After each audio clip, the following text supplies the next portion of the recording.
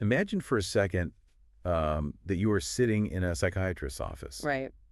You know, you or maybe someone you love deeply has just been suffering from like debilitating, life-altering bipolar disorder or severe depression. Yeah, really desperate situation. Exactly. You're just exhausted. And you're sitting there waiting for the inevitable, right? Mm. The prescription pad comes out and the doctor writes down the name of some heavy mood stabilizer or a new antipsychotic. Which is what we've all been trained to expect. Right. But instead, the doctor slides this completely different piece of paper across the desk. It's not a pill. It's a comprehensive metabolic protocol. Wow. Yeah. A dietary shift, like a complete restructuring of your cellular energy. I mean, if you didn't know better, you'd probably think you had wandered into the wrong clinic entirely. Right. It sounds like snake oil. Because, for decades, the standard narrative, the one we have all had drilled into our heads, is the chemical imbalance theory. Oh, absolutely. We are told our brains just simply don't have enough serotonin or dopamine or whatever. Yeah, norepinephrine. Yeah. And the implicit idea there is that your brain is just this isolated magical orb floating in a vacuum, right? Totally disconnected from the rest of your body's biology, just randomly running out of chemicals. Which is, frankly, an incredibly limiting way to view human biology. Yeah. I mean, that isolated view leads directly to the standard treatment model we rely on today, which is identify the presumed chemical shortage and prescribe a medication to either block a receptor or inhibit the reuptake of that specific neurotransmitter. Just hyper-focusing on one little spot. Exactly. It is a highly localized, highly targeted approach to just managing symptoms, but it completely ignores the fundamental environment in which those chemicals are actually produced. And that is exactly why today's deep dive is going to completely upend that paradigm. We really are. We are throwing the isolated chemical imbalance theory right out the window today. We are introducing this radical, paradigm-shifting idea from the absolute cutting edge of medical science. And it's about time, honestly. Yeah. What if severe mental health conditions, and we are talking about the heavy hitters here, like major depression, bipolar disorder, schizophrenia, what if they aren't just isolated chemical imbalances? Right. What if they are fundamentally like metabolic and energy crises happening inside the physical brain? It is a massive shift in perspective. Right. And like I said, an overdue one. Traditional psychiatry has focused almost exclusively on symptom management, via those receptor blocking medications we just mentioned. Right. But looking at the brain through a metabolic lens, really seeking to understand how it produces, distributes, and utilizes cellular energy, it offers a completely different path. Have a better path. A route to actual structural functional recovery. True neuroplasticity. We are moving away from putting a chemical Band-Aid on a struggling system and moving toward healing the system from the inside out. To guide you through this, we have brought a truly massive stack of sources to our virtual table today. We really did our homework. Yeah. Tons of it. We were pulling from peer-reviewed psychiatric studies, really dense neurobiology papers on mitochondrial function, and clinical updates from the frontier of metabolic psychiatry. Yeah, looking closely at the extensive work and reviews compiled by Dr. Matt Bernstein and his colleagues, among, many others in the field. So our mission for this deep dive is clear, and most importantly, it's actionable for you listening at home. First, we are going to deconstruct exactly how cellular energy physically shapes our minds. The literal physics of it. Right. Second, we'll uncover the profound biological effects that nutritional ketosis has on a starving brain. Crucial point. And finally, we're going to build a concrete, science-backed, 4-part lifestyle plan. Integrating diet, exercise, mindfulness, and circadian rhythm. Yes, into a framework that you can actually use in your own life to build a resilient, thriving brain. And I think the most fascinating aspect of all of this is that we are not dealing in abstract theories or wishful thinking here. No, not at all. The literature provides longitudinal epidemiological data, magnetic resonance spectroscopy, brain scans, and highly controlled clinical trials showing that when you change the metabolic environment of the body, the brain physically changes its structure and its function. It's mind-blowing. So let's start with the sheer physics of the brain, right? Specifically, its energy budget. Good place to start.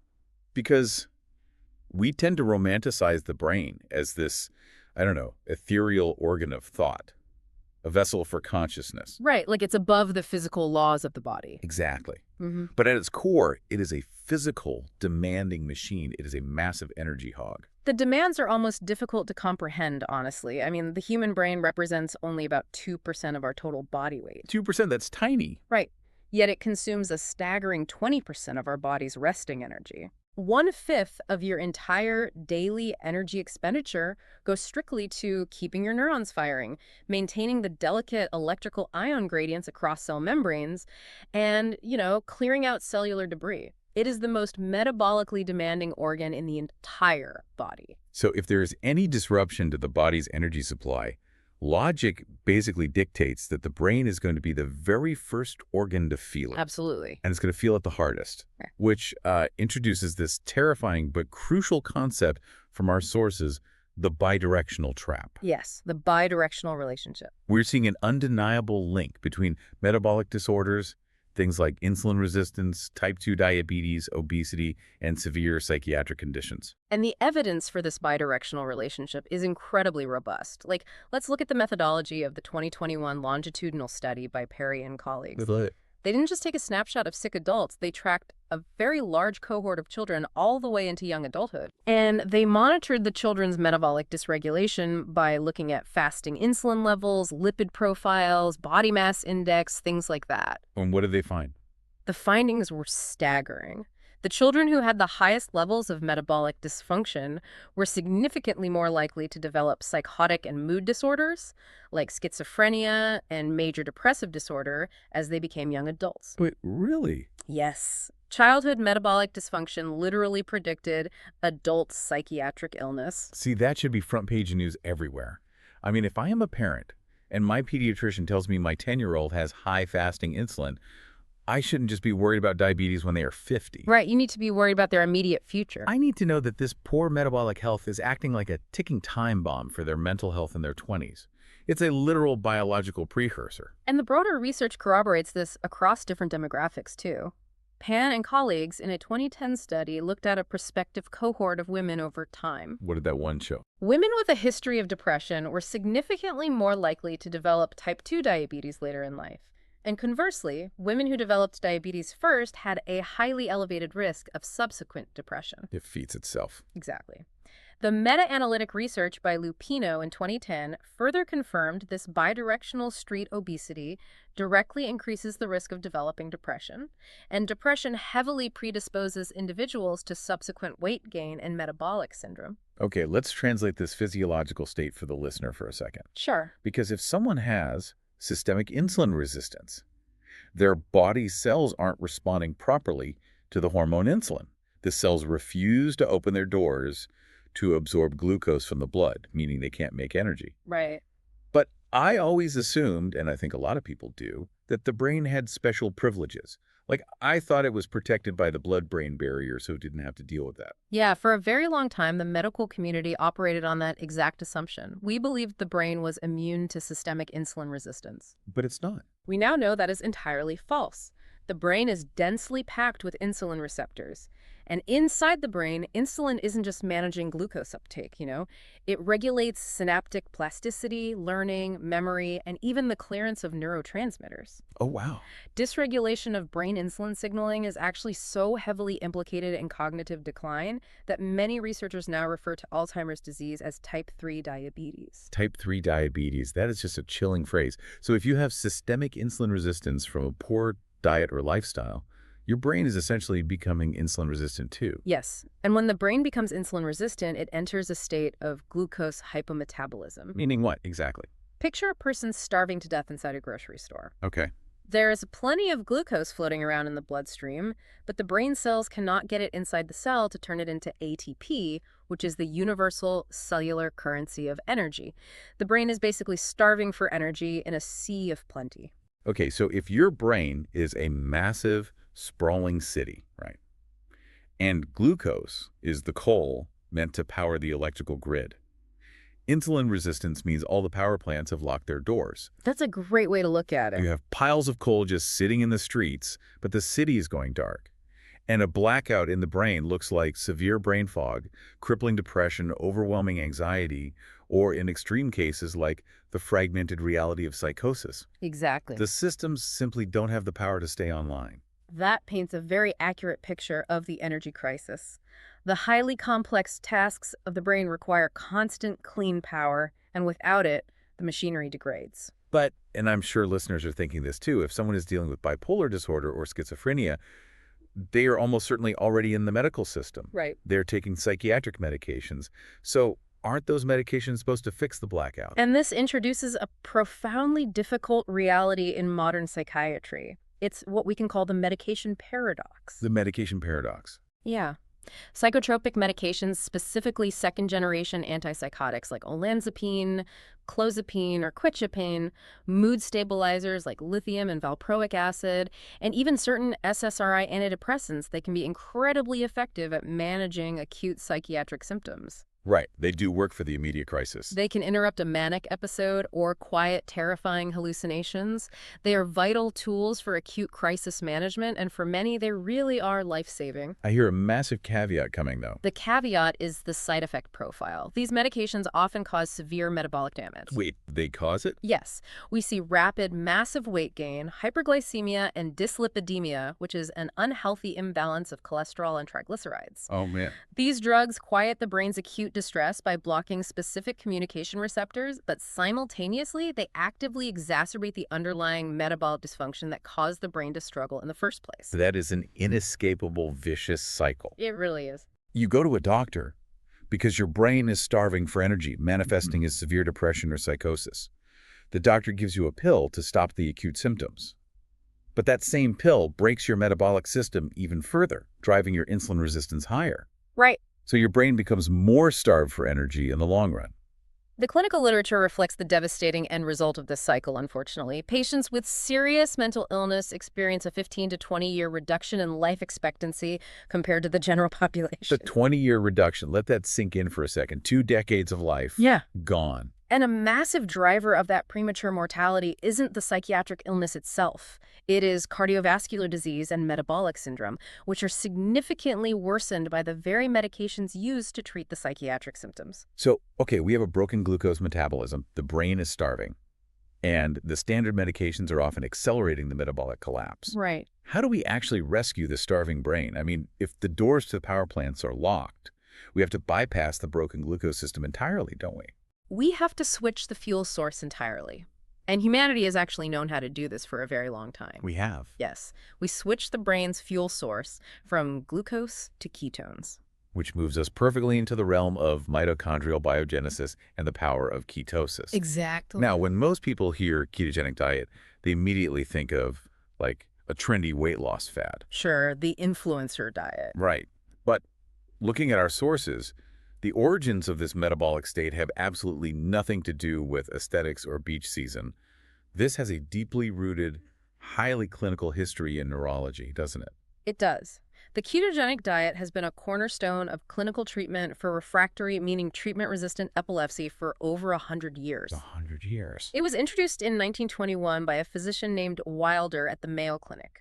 Clinicians had known for centuries that complete fasting stops seizures in epileptic patients. But you can't fast forever. Yeah, right. Fasting isn't sustainable. You will eventually starve. Oh. So Wilder developed a high-fat, adequate protein, very low carbohydrate diet to permanently mimic the metabolic state of fasting. Forcing the body to produce ketones without actually starving. Exactly. What kind of success rates were they seeing back then and even now? Astounding rates, and they hold up in modern randomized controlled trials. Take the landmark 2008 study by Neal and colleagues. Okay. They worked with 145 children who had severe drug-resistant epilepsy. These are children who were suffering multiple seizures daily despite being on a cocktail of powerful neurological drugs. This is a horrific situation. Awful. But when placed on a classic ketogenic diet, the children experienced a 75% reduction in seizure frequency overall. 75%. Nearly 38% of the patients achieved greater than a 50% reduction in seizures, compared to just 6% of the control group. And in many cases, prolonged adherence leads to complete seizure freedom in up to 30% of highly refractory patients. Imagine being a parent of a child who is trapped in a storm of 50 seizures a day and no medication works. Then, simply by changing the metabolic fuel of their brain, the storm completely stops. It's life-changing. And the logic jump from neurology to psychiatry here is undeniable, right? I mean, if shifting the brain's fuel can literally stabilize a massive electrical storm in an epileptic child, it makes total biological sense that it could stabilize the erratic neuronal firing we see in mood disorders and psychosis. Well, the fields of neurology and psychiatry are deeply intertwined anyway. Psychiatrists already borrow heavily from the neurological toolkit. Like what? Well, common psychiatric drugs like valproic acid and lamotrigine were originally developed and FDA approved as epilepsy drugs. Clinicians just noticed that while they were stopping seizures, they were also stabilizing the moods of patients with bipolar disorder. Oh, that makes so much sense. Right. The underlying goal in both fields is to modulate neuronal excitability and stabilize energy metabolism. So let's break down the exact biological mechanism for the listener. How does the body actually switch fuels? Like, if I stop eating carbohydrates today, what is physically happening on a cellular level over the next 48 to 72 hours? Okay, so when you restrict carbohydrates to very low levels, typically under 20 grams a day of net carbs, your body quickly depletes its stored glucose. Which is glycogen. Right, glycogen, which is housed in your liver and muscles. Once the glycogen is exhausted, your blood sugar drops and your insulin levels drop dramatically. Okay. This low insulin environment acts as a chemical signal to the liver. The liver realizes it needs alternative energy, so it begins breaking down stored body fat into free fatty acids. Fat burning mode. Yes. However, there is a bottleneck. The brain cannot use large fatty acid molecules directly for energy. They do not easily cross the blood-brain barrier, and neurons simply aren't equipped with the machinery to metabolize them efficiently. So the liver has to step in and act as a refinery. Precisely. The liver refines those large fatty acids into smaller, highly efficient molecules called ketone bodies. And the primary ketone body we were focusing on today, the one doing the heavy lifting in the brain, is beta-hydroxybutyrate, or BHB. Yes, BHB. It is a small, highly water-soluble molecule. It effortlessly crosses the blood-brain barrier. Once it enters the brain tissue, it is rapidly absorbed by the neurons and shuttled directly into the mitochondria. Ah, the mitochondria. We all remember the phrase, the powerhouse of the cell, from high school biology. It is a cliche because it's completely true. Inside the mitochondria, BHB is used to generate ATP. But the therapeutic magic of ketosis goes far beyond just providing a substitute fuel. What else does it do?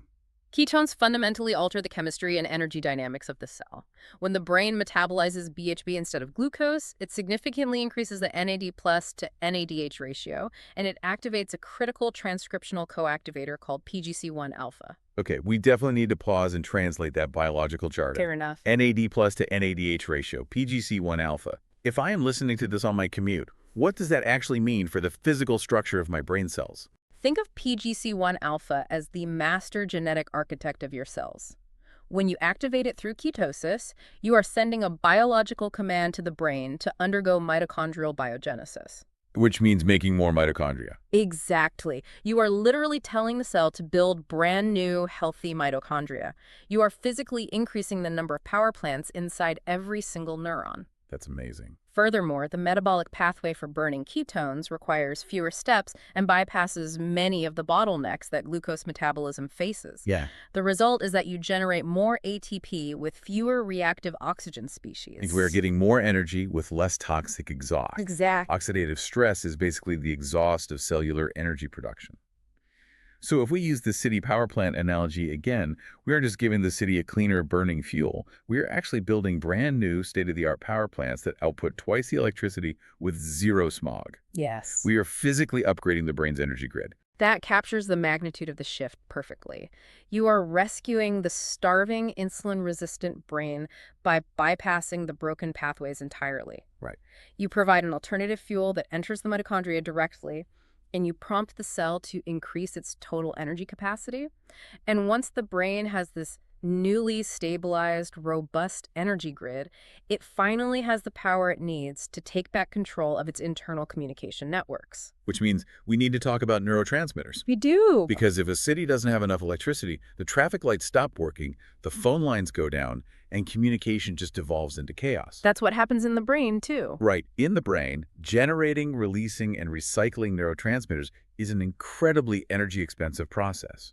When cellular energy is scarce, the chemical balance falls apart. And the two most critical neurotransmitters we need to look at regarding mental health are glutamate and GABA. They are the central players in the brain's neuronal tug-of-war.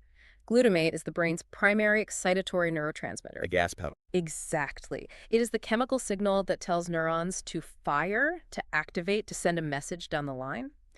GABA, or gamma-aminobutyric acid, is the primary inhibitory neurotransmitter.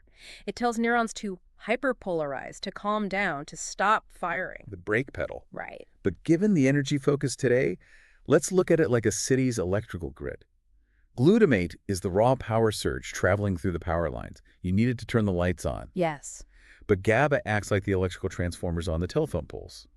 It steps the voltage down so it's safe to enter your house. I like that analogy. So in severe psychiatric conditions like bipolar disorder, overwhelming anxiety, or schizophrenia, it sounds like there's a massive power surge, excessive glutamate, and not enough GABA transformers to step the voltage down. That is an excellent way to visualize excitotoxicity. The neurons are firing so rapidly and aggressively, overloaded by glutamate, that they can actually suffer structural damage or die from internal calcium overload. The power surge literally melts the wires. And simultaneously, the brain lacks the GABA necessary to step the voltage down and calm the system. So if a patient shifts into nutritional ketosis, how does this new ketone fuel fix the melted electrical grid? Does the brain just automatically decide to make less glutamate? The mechanism is actually much more elegant than that, and it relies heavily on cells called astrocytes. Astrocytes. Yeah, they are a type of glial cell, basically the support and maintenance crew of the central nervous system. One of their primary jobs is to clear excess glutamate out of the synapse, the tiny microscopic gap between neurons where the chemical communication actually happens. Right. When you shift into ketosis, the optimized energy state and the specific metabolic precursors provided by ketones drastically enhance the ability of astrocytes to sweep up that toxic excess glutamate. Whoa. They pull it out of the synapse, convert it into a safe molecule called glutamine, and then ultimately recycle it into GABA. That is incredible. Yeah. The brain is literally taking the dangerous excessive power surge, sweeping it up, and using those exact same molecules to build more transformers to calm the system down. It's a perfect internal recycling program. But we have to ask for the skeptics listening. Is there physical proof of this? I mean, is this just an elegant theory drawn on a whiteboard, or can we see this happening in a living human brain? We can absolutely see it thanks to advanced imaging. Look at the 2025 pilot study published by Campbell and colleagues. Okay, the Campbell study. They placed patients diagnosed with bipolar disorder on a ketogenic diet. They then utilized a highly specialized brain scanning technique called magnetic resonance spectroscopy, or MRS. Now, how is that different from a normal MRI? Unlike a standard MRI that just looks at the physical shape of the brain, an MRS can literally measure the chemical concentrations of specific metabolites inside the living tissue while the patient is in ketosis. Okay, so they can see the chemicals, and what did they find when they looked at the chemistry of these bipolar patients? The scans revealed a significant quantifiable decrease in glutamate and glutamine, collectively referred to as GX, in highly specific, critical areas of the brain. Give us numbers. They recorded an 11.6% decrease in the anterior cingulate cortex and a 13.6% decrease in the posterior cingulate cortex. For the listener who isn't a neuroanatomist, why do those two specific regions matter? The anterior cingulate cortex is deeply involved in emotional regulation, decision-making, and impulse control. Okay, huge for bipolar. Right. And the posterior cingulate cortex is a central hub for self-reflection and emotional processing. It is a major component of the default mode network, which becomes highly hyperactive when a person is ruminating, experiencing intrusive thoughts, or trapped in negative psychological loops. So let's ground this in reality. We're looking at a nearly 14% drop in the exact excitatory chemicals that cause a patient's brain to spiral out of control. Exactly. This isn't just a slight change in a petri dish. We can physically see the brain's electrical grid cooling down on a scan, and for the patient, that 14% drop is the difference between being trapped in an agonizing cycle of rumination and mania and finally being able to sit quietly, read a book, and just feel at peace in their own body. Exactly. The biochemistry perfectly explains the subjective clinical relief these patients report. Furthermore, those same MRS scans showed a significant reduction in myo-inositol. Myo-inositol. Yes, a reduction in myo-inositol is a well-documented marker reflecting improved insulin signaling, and it is strongly associated with mood stabilization. So the fundamental bioenergetics of the neural networks were repaired. Okay, so we have upgraded the power plants with mitochondrial biogenesis, and we have stabilized the electrical grid by balancing glutamate and GABA. Right. But if a power grid has been surging out of control for years, it doesn't just damage the wires, it causes fires. Yes, it does. And in the brain, that fire is neuroinflammation. Which brings us to another extraordinary mechanism of ketones. To understand how we quench this fire, we have to introduce a new cellular player, microglia. Microglia. Yes, microglia are the resident immune cells of the brain. You can think of them as the paramedics and the security guards of the central nervous system. So they patrol the brain looking for infections or damage. They do, but they also constantly monitor the local energy status and the structural integrity of the neurons. When microglia sense cellular stress, tissue damage, or the severe energy deficits we see in an insulin-resistant brain, they activate. And what happens when they activate? They change their physical shape and trigger a localized inflammatory response.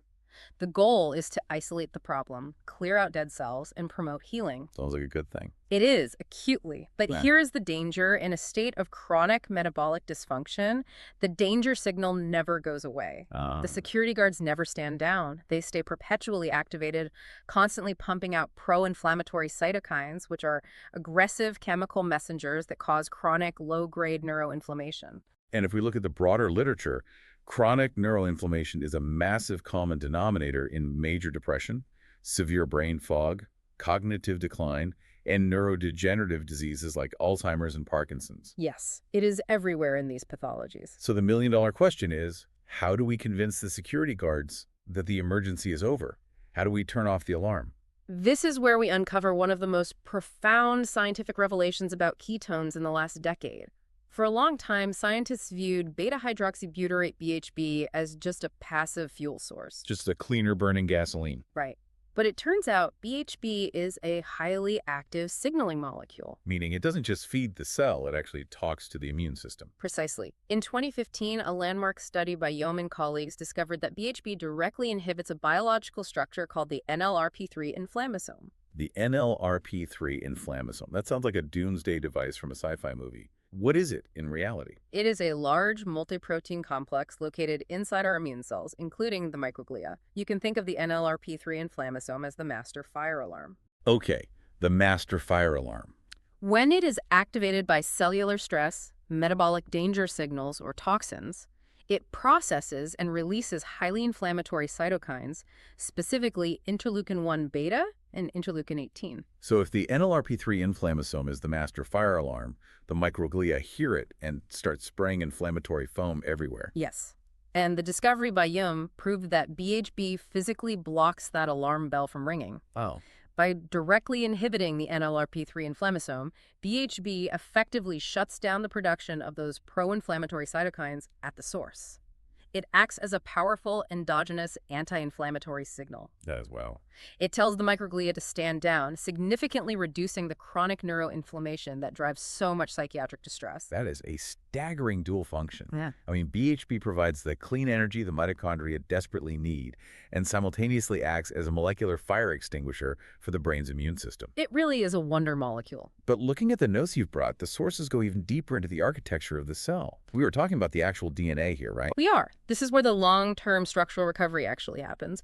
We are moving into the realm of epigenetics. BHB acts as a histone deacyl inhibitor, commonly referred to as an HDAC inhibitor. Okay, let's unpack HDAC inhibitor for the listener. Because how does a metabolic byproduct of burning fat actually change the physical structure and expression of someone's DNA?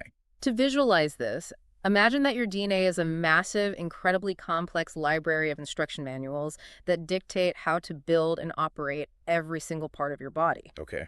However, these manuals are incredibly long. If you stretched out the DNA contained within a single microscopic cell, it would be about 2 meters long. 2 meters in one cell. Yeah. To fit inside the tiny nucleus of the cell, the DNA strands have to be tightly wound around protein spools called histones. Got it. When the DNA is wrapped very tightly around these spools, the cellular machinery cannot access or read the instructions. Those specific genes are effectively locked away or turned off. Makes perfect sense. If the book is glued shut, you can't read the recipe. Exactly. Histone diastylases, or HDACs, are specific enzymes whose job is to keep the DNA tightly wound on the spools by removing acetyl groups. They are the glue keeping the book shut. Okay, so where does BHB come in? When BHB enters the cell, it inhibits those HDAC enzymes. By blocking the enzymes that keep the spool tight, BHB causes the DNA to unspool, loosen, and open up. It dissolves the glue. Right? It opens the library books so the brain can finally read the genetic instructions. Mm. So what specific instructions is the brain suddenly reading when you are in ketosis? The specific genes that are opened up and transcribed are neuroplasticity-related genes. Most critically, BHB dramatically upregulates the transcription and production of brain-derived neurotrophic factor, or BDNF. BDNF. Anyone who studies mental health or longevity knows this molecule. It's frequently described as miracle grow for the brain. And that description is highly accurate. BDNF is a crucial protein that stimulates the growth of new synapses, drives the repair of damaged neurons, encourages the growth of new dendritic spines to improve connectivity, and ensures the overall survival of existing brain cells. Unbelievable. So, by acting as an HDAC inhibitor, the ketone body BHB is literally altering your gene expression to promote massive structural brain plasticity. This is just a breathtaking biological cascade. I want to summarize this for the listener so we can see the whole picture before we look at the clinical trials. Please do. By simply lowering carbohydrates and forcing the body to use fat for fuel, we create BHB. Right. That BHB enters the starving brain and prompts mitochondrial biogenesis, building new power plants to restore the energy grid. Yeah. That abundant energy allows the astrocyte cleanup crew to clear out the toxic glutamate power surge and convert it into calming GABA, bringing peace to the electrical grid. Exactly. Then the BHB acts as a molecular fire extinguisher, blocking the NLRP3 inflammasome and shutting down chronic neuroinflammation. And finally, it travels into the nucleus, unspools your DNA, and pumps out BDNF to literally grow a no healthier brain. It is a comprehensive, multi-system biological rescue operation, and it is all initiated simply by changing the metabolic fuel of the body. Which brings us to the most important part of this deep dive, the human element. Yes, the patience. Because all this cellular biology is fascinating on a whiteboard, but how does this actually look when you apply it to a severely ill human patient? Like, what is the real-world friction of trying to use diet as psychiatry? Well, the clinical outcomes we are seeing in metabolic psychiatry right now are staggering. The effect sizes often far surpass what we typically see in standard psychiatric medication trials. Really? Yes. Let's examine a very recent 2024 pilot trial conducted by Dr. Shabani Sethi and her colleagues at Stanford University. Let's do it. They recruited outpatients diagnosed with schizophrenia and bipolar disorder. Now, these were not mild cases. These were individuals suffering from severe, persistent symptoms despite being heavily medicated with their usual psychotropic drugs. So these are people who the standard model was failing. Exactly. They placed these patients on a ketogenic diet for 4 months. Now, I have to ask about the methodology here, because the friction of the diet is usually the hardest part. Did these severely ill patients have to, weigh every ounce of their food, count every calorie, and eat a perfectly rigid, miserable meal plan? No, and that is a vital point regarding the practical application of this therapy. They were not instructed to track calories at all. Not at all. Not at all. They were simply asked to limit their carbohydrate intake to roughly 20 grams a day, excluding fiber, to eat plenty of whole foods, vegetables, and salads, and to stay hydrated. Okay. And adherence wasn't measured by subjective food diaries, which are notoriously inaccurate. The researchers objectively measured blood ketone levels to ensure the patients were actually in ketosis. So keeping carbs very low to force the liver to pump out those BHB signaling molecules. What were the clinical results for the patients who managed to stick to it? For the patients with schizophrenia who adhered to the protocol, they experienced a 32% reduction in psychotic symptoms, as measured by the Brief Psychiatric Rating Scale, or BPRS. Okay, we need to translate that. What does a 32% reduction on the BPRS mean for someone living with schizophrenia? Well, the BPRS assesses symptoms like hallucinations, unusual thought content, suspiciousness, and grandiosity. A 32% reduction is not just a statistical anomaly. It's life-changing. In the real world, it can be the difference between experiencing terrifying daily auditory hallucinations that prevent you from leaving the house and having those voices quiet down enough that you can hold a conversation, go to the grocery store, or even maintain a part-time job. It is a life-altering return of agency. And what about the bipolar patients in the Stanford trial? The bipolar data is truly unprecedented. Among the bipolar participants who were highly adherent to the diet, meaning their blood ketones were consistently elevated between 0.5 and 5 millimolar, 100% of them reached a clinical state classified as recovered or recovering. Wait, 100%? 100%. You never see 100% efficacy in psychiatric literature. How exactly were they defining recovered? They utilized standard clinical global impression scales.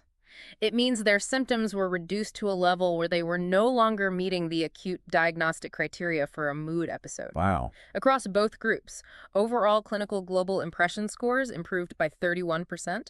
Depression scores, measured by the PHQ-9, dropped by 33%. And for the listener, the PHQ-9 is the standard 9-question depression screening you fill out at the doctor's office, right? Right. It asks if you have little interest in doing things or if you feel hopeless. That's the one. So a 33% drop means moving from severe, paralyzing depression down to mild or manageable levels. Patients aren't just feeling a little better, they are regaining their lives. Exactly. Patients reported vastly improved sleep architecture, significant reductions in impulsivity, and profound increases in overall life satisfaction. But what about the medication paradox we discussed earlier? Did the diet fix the metabolic damage caused by their heavy psychiatric drugs? Completely. The metabolic improvements mirrored the psychiatric ones. What kind of improvements? There was a 10% average reduction in body weight. Adherent patients saw a 36% reduction in visceral adipose tissue, which is the highly inflammatory, dangerous fat stored around the internal organs. We also saw a 27% reduction in HOMI-R. Let's define HOMI-IR for the audience. HOMI-R stands for Homeostatic Model Assessment for Insulin Resistance.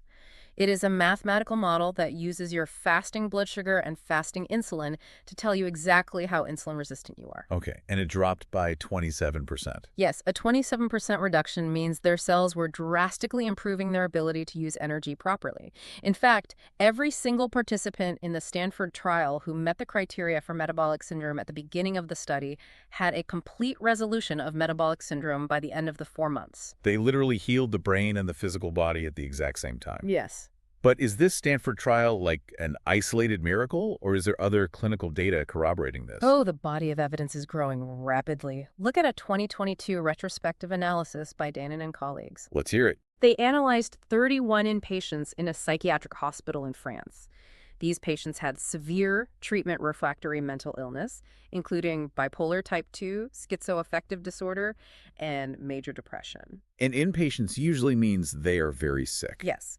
These individuals had failed multiple standard pharmacological treatments and were sick enough to require hospitalization. The clinicians put them on a ketogenic diet alongside their regular psychiatric care. And what happens when you apply this to deeply refractory hospitalized patients? The outcomes were profound. They recorded a 69% improvement on the Hamilton Depression Rating Scale and a 67% improvement on the Montgomery-Åsberg Depression Rating Scale. That's massive. And for the patients diagnosed with schizoaffective disorder, their psychotic symptoms, as measured by the PANSS, the positive and negative syndrome scale, improved by 45%. A 45% improvement in schizoaffective psychosis. That is just unbelievable. What's even more compelling is that 43% of all the patients achieved full clinical remission. Full remission. And critically, 64% of these highly refractory patients had their psychotropic medication doses reduced during the intervention because their underlying psychiatric symptoms had improved so dramatically. Which brings up an absolutely vital, highly practical question for you, the listener.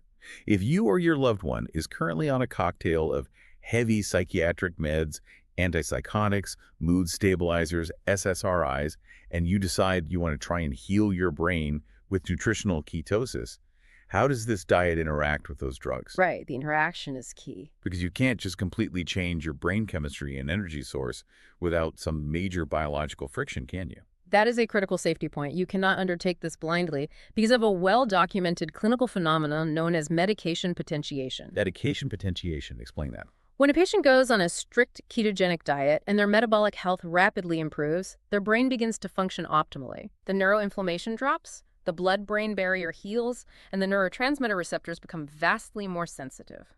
Suddenly, the high dose of the psychiatric medication they have been taking for years to manage a sick, inflamed brain is now too high for their newly optimized, healthy brain. It's like if you were wearing a massive, thick winter parka because you were freezing in a blizzard outside. Yeah. Then suddenly someone brings you indoors and turns the thermostat up to 75 degrees. Yeah. The coat that was saving your life 10 minutes ago is now going to cause you to dangerously overheat. That is the perfect analogy. And the friction goes beyond just brain sensitivity, too. How so? Shifting to a high-fat, low-carbohydrate diet fundamentally alters how the liver metabolizes foreign substances. It can change the activity of cytochrome P450 enzymes in the liver. Cytochrome P450. It is a family of enzymes responsible for breaking down and clearing out many pharmaceuticals, including psychotropic drugs. Okay. The dietary shift can alter this clearance rate, increasing the bioavailability and the half-life of the drug in the bloodstream. Oh, wow. So it stays in the blood longer. So, a patient might suddenly feel overwhelmingly sedated, dizzy, lethargic, or even experience new, frightening side effects like extrapyramidal symptoms or tremors with antipsychotics, simply because the effective dose of the drug in their system has skyrocketed. That sounds terrifying if you don't know what's happening. So what does a safe transition actually look like? Obviously, the answer is not to just abruptly throw your meds in the trash and start eating bacon. Absolutely not. Abruptly stopping psychiatric medication can trigger severe withdrawal syndromes, rebound psychosis, or dangerous manic episodes. So what do you do? Safe transitioning requires close, ongoing collaboration with a prescribing physician who understands metabolic therapies. As the patient's symptoms improve and their metabolic biomarkers stabilize, the clinician should systematically and slowly taper the medication doses. Okay, slow taper. There is strong evidence supporting this approach. For example, the 2013 Wondering study on first episode psychosis showed that a structured, long-term antipsychotic dose reduction strategy actually led to significantly better long-term functional, social, and vocational recovery rates compared to maintaining high-maintenance doses. So the goal is to use the metabolic intervention to heal the brain's root energy crisis, which allows the doctor to safely lower the meds. Yes. Lowering the meds then reduces the metabolic damage caused by the drugs, creating this beautiful upward spiral of health. What specifically should the doctor be monitoring during this taper? Clinicians need to run comprehensive baseline labs and monitor them frequently. You need a comprehensive metabolic panel to check kidney and liver function, a complete blood count, and a fasting lipid panel. Standard stuff. You also need to check vitamin D levels, thyroid function, and hemoglobin A1C. Critically, you must monitor carnitine levels. Why carnitine? Carnitine is an amino acid derivative that is absolutely essential for transporting long-chain fatty acids into the mitochondria so they can be burned for fuel. Oh, I see. If you are deficient in carnitine, you cannot effectively produce ketones, and the diet will fail. You also must check red blood cell magnesium levels. Speaking of magnesium, we have to talk about the most common point of failure for anyone trying this protocol: electrolytes and the dreaded keto flu. Yes, the keto flu. If a listener tries this tomorrow and feels like they got hit by a truck by day 3, what is physically happening to them? The keto flu is essentially severe dehydration and electrolyte depletion masquerading as a viral illness. How does that happen? When you drop your carbohydrate intake, your insulin levels plummet. Insulin usually signals your kidneys to hold on to sodium. When insulin drops, the kidneys rapidly flush out water and sodium. Just dumps it out. Yes, this rapid diuresis takes massive amounts of sodium, potassium, and magnesium with it. If you do not aggressively and proactively replace those specific electrolytes, you will experience severe headaches, profound fatigue, muscle cramps, dizziness, nausea, and intense brain fog. So you aren't actually sick. Your electrical system is just failing because it lacks the conductive minerals. Exactly. How do we prevent this? The clinical guidelines are very explicit. During the transition phase, patients need to supplement with 3,000 to 5,000 milligrams of sodium daily, which translates to about 1.5 to 2 teaspoons of added salt over their food. That's a lot of salt. They also need 3,000 to 4,700 milligrams of potassium and 300 to 400 milligrams of magnesium. Doing this makes the transition incredibly smooth, totally avoids the keto flu, and vastly increases long-term adherence to the protocol. Okay, so the well-formulated ketogenic diet is clearly the heavy hitter here. It is performing biochemical miracles for the starving brain. Is the foundation. But as we transition into the final phase of our deep dive today, we have to acknowledge that diet is only one pillar. Right. If we want to achieve maximum lifelong neuroplasticity and resilient mental health, we need to look at the full 4-part lifestyle plan outlined in the clinical literature. I agree completely. The core concept we are aiming for here is synergy. We're going to introduce a quartet of lifestyle interventions. Each pillar independently improves metabolic and mental health. But when you combine them, they interact multiplicatively. They create a highly protective, highly optimized neuroenvironment that is far greater than the sum of its parts. Right, let's build this 4-part lifestyle plan. Pillar 1, the well-formulated ketogenic diet. We have thoroughly covered the mechanisms of ketones, the BHB signaling, the NLRP3 inflammasome inhibition, the mitochondrial biogenesis, but the operative word in this pillar is well formulated. Right. Because you can do keto badly. Very badly. Uh, This therapy is not about eating processed deli meats, artificial sweeteners, and highly inflammatory seed oils all day. Dirty keto. Exactly. A well-formulated ketogenic diet prioritizes whole foods. It requires adequate, high-quality protein to maintain muscle mass. It relies on healthy fats like avocados, extra virgin olive oil, and omega-3 fatty acids from wild-caught fish. Okay. And crucially, it requires plentiful fiber and phytonutrients from a wide variety of low-carbohydrate vegetables. I want to emphasize the fiber there because it ties directly into the gut microbiome. We know the gut-brain axis is a bidirectional biological superhighway. It is. And the expert researchers note that when we feed our gut bacteria dietary fiber, they ferment it. Yes, and the byproduct of that fermentation is vital. The bacteria produce short-chain fatty acids, the most prominent being butyrate. And butyrate is remarkably similar in molecular structure to beta-hydroxybutyrate, the ketone we've been talking about all day. Exactly. These short-chain fatty acids from the gut cross the blood-brain barrier, further reduce systemic inflammation, and actively support the health of the microglia in the brain. It's all connected. Furthermore, a healthy, highly diverse gut microbiome actually synthesizes crucial neurotransmitter precursors and B vitamins that are essential for optimal brain function. So Pillar 1 is a clean, whole food ketogenic approach designed to provide high-octane ketone fuel while simultaneously supporting robust, diverse gut health. Nailed it. Which brings us to Pillar 2, individualized exercise. We have all heard the generic advice that exercise is good for you. But in the context of metabolic psychiatry, exercise is a highly targeted, potent neurointervention. How so? Resistance training, high-intensity interval training, and steady-state aerobic training all have independent, clinically proven benefits.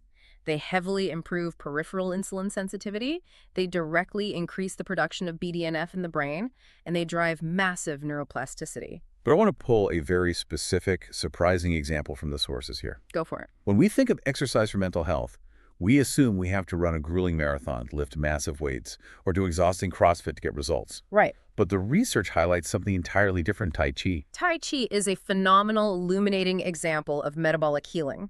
It involves slow, highly rhythmic movements, deep mind-body integration, and gentle, intentional stretching. It is absolutely not a high-intensity cardiovascular workout. Yet the biological impact of this slow, mindful movement is staggering.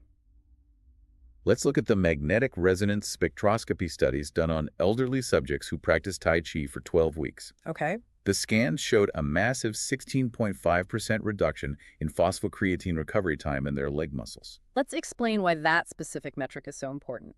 Phosphocreatine, or PCR, recovery time is a direct, measurable indicator of how fast your mitochondria can resynthesize ATP after it has been depleted by exercise. Okay, so they recover faster. A shorter recovery time means your mitochondria have become vastly more efficient, more numerous, and more capable of handling metabolic stress. But the Tai Chi didn't just improve their leg muscles. The exact same imaging study showed a 5.38% increase in the NWACR ratio inside the posterior cingulate cortex of their brains. Yes, NWA stands for NAC aspartate. It is a highly specific neurological marker for neuronal mitochondrial integrity and viability, and the CR stands for creatine. So practicing slow, mindful movement for 12 weeks literally accelerated ATP energy production in the muscles and directly increased neuronal viability, health, and energy in the exact part of the brain responsible for emotional processing and rumination. That finding perfectly illustrates the systemic, interconnected nature of human metabolic health. A moderate physical intervention creates a metabolic signal often mediated by epigenetic changes and reactive oxygen species, acting as beneficial signaling molecules that travels from the muscles all the way to the brain, enhancing mitochondrial function globally. Which leads us seamlessly into Pillar 3, mindfulness and rhythm. Mindfulness, whether that takes the form of meditation, deep prayer, heart rate variability, biofeedback, visualization, or the mindful movement of Tai Chi we just discussed, is almost always framed purely as a psychological tool. Right. We think of it as a way to just relax or manage stress. But biologically and neurologically, it is a profound safety signaling mechanism. Safety signaling. Yeah. How does that concept tie into our cellular energy budget? When you are stressed, anxious, or overwhelmed by modern life, your autonomic nervous system locks into a sympathetic fight-or-flight state. Adrenaline is pumping. Exactly. This state demands massive, constant amounts of energy. Your adrenal glands pump out cortisol and adrenaline. This spikes your blood sugar and directly increases insulin resistance because your body thinks it needs quick sugar to run from a predator. Okay. It is a highly metabolically expensive state designed purely for short-term survival. Mindfulness practices actively engage the vagus nerve, which runs from the brainstem down to the abdomen and activates the parasympathetic nervous system, the rest and digest state. So it turns the alarm off. This sends a deep biological safety signal to every single cell in your body. It tells your body that it is not under attack. And when the cells know they aren't under attack, they change how they spend their energy. Yes. If we use a city budgeting analogy again, chronic stress forces the city to spend all its ATP budget on the military defense systems. Yeah. The infrastructure crumbles. Mindfulness tells the city the war is over, allowing them to shift those precious energetic funds away from defense and redirect the ATP toward infrastructure, cellular repair, mitochondrial optimization, and neuroplasticity. That is an excellent analogy. You are shifting the energetic budget from defense to rebuilding. Mindfulness frees up the ATP the brain desperately needs to repair itself. Which brings us to the final piece of our synergistic puzzle. Pillar 4, circadian rhythm alignment. Our bodies are governed by highly intricate internal clocks. These clocks dictate exactly when hormones are released, how metabolism functions, when digestion peaks, and when cellular repair occurs. We are creatures of rhythm. We really are. Aligning your circadian rhythm is absolutely critical for stabilizing mental health. The two primary levers for this are getting bright, natural sunlight exposure in your eyes first thing in the morning and strictly blocking artificial blue light after sunset. Why is the light exposure so uniquely important? Why can't I just sleep my 8 hours whenever I feel like it, say from 2 a.m. to 10 a.m.? Because light is the primary Zeitgeber, or time giver, for the brain's master clock, which is located in a tiny region called the suprachiasmatic nucleus, or SCN. The SCN. Yes. Morning sunlight entering the eye triggers a healthy, perfectly timed pulse of cortisol to wake you up and give you energy. Crucially, that morning light also sets a biological timer for the release of melatonin 12 to 14 hours later. Wow, it sets the timer for the evening. Exactly. When your circadian rhythm is perfectly aligned with the sun, the timed release of hormones like insulin, ghrelin, and leptin is highly optimized for efficient glucose metabolism and energy usage. And what happens if you are staring at your smartphone or a bright television at 11 p.m.? You are sending a false, highly disruptive signal to your SCN that the sun is still up. Oh no. This completely suppresses your melatonin production, which ruins your deep sleep architecture, and the metabolic consequences are immediate. A seminal study by Shear and colleagues demonstrated that circadian misalignment directly and severely impairs insulin sensitivity. So staying up late looking at screens actually makes you more insulin resistant the next day, worsening the brain's energy crisis. Yes. Therefore, aligning your circadian rhythms through light management works synergistically with nutritional ketosis to amplify overall psychiatric and metabolic healing. They lock together to stabilize the system. Okay, we have covered an immense amount of ground today. We really have. Let's synthesize all of this complex cellular biology into a clear, actionable daily checklist for the listener. Good idea. If you want to start building this neuroprotective environment today, here is the 4-part daily checklist based entirely on the science we've discussed. Ready? Number 1, keep your carbohydrates under 20 grams a day, excluding fiber. Prioritize whole, unprocessed foods and aggressively supplement your electrolytes, sodium, potassium, and magnesium to absolutely avoid the keto flu. Crucial first step. Number 2, incorporate progressive, enjoyable exercise. It doesn't have to be grueling CrossFit. Even slow, rhythmic movement like Tai Chi physically rebuild mitochondrial efficiency and neuroplasticity in your brain. Just get moving. Number 3, dedicate time every single day to a safety signaling mindfulness practice. Meditate. Do deep breathing. Use a biofeedback device. Tell your cells the war is over so they can use their ATP for repair instead of panic. Send that safety signal. Number 4, view morning sunlight outside within an hour of waking.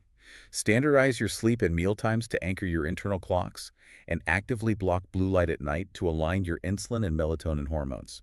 If you look closely at that 4-part checklist, the synergy is profound. Every single step supports and amplifies the next. It really is a brilliant self-reinforcing loop. Think about the cascade here. A daily mindfulness practice lowers your stress hormone cortisol. Right. Lower cortisol prevents your blood sugar from spiking unnecessarily. Highly stable blood sugar keeps you deeply in nutritional ketosis. That ketosis gives you abundant, clean mitochondrial energy, which actually makes you want to go exercise. The exercise tires you out physically and helps you sleep.